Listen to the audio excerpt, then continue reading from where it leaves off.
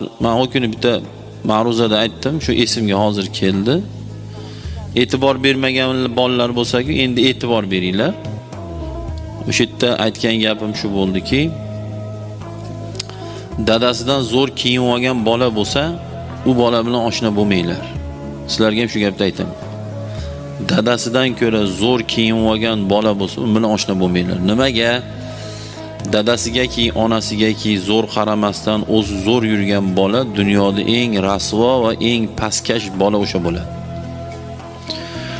Onasidan ko'ra xotinini ustun qo'yib, xotiniga qimmat narsa olib berib, onasiga arzon narsa olib berayotgan bola bo'lsa, bunaqa bolalar bilan o'tirmang ham oshamayman.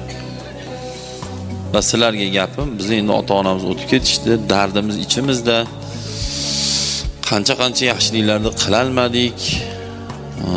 Endi ota-onasi hayotlar, mabodo e'tibor bermagan bo'lsa-da ham borib dadangizni obufi bilan o'zingizni obufingizni solishtiring. Dadangizniki nech pul, sizniki nech pul?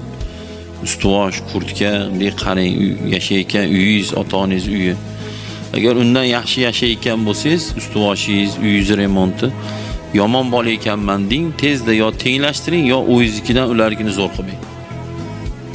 Bu yaxshi emas bolalar. Bilmabman-da, bizda efirda ko'pchilik shunday kelib sentrab ketadi. Uni bir aka aytdi, xudo. Men shunaqa akalardan kelib qoldim ekan. Betarbiyalab ko'pda.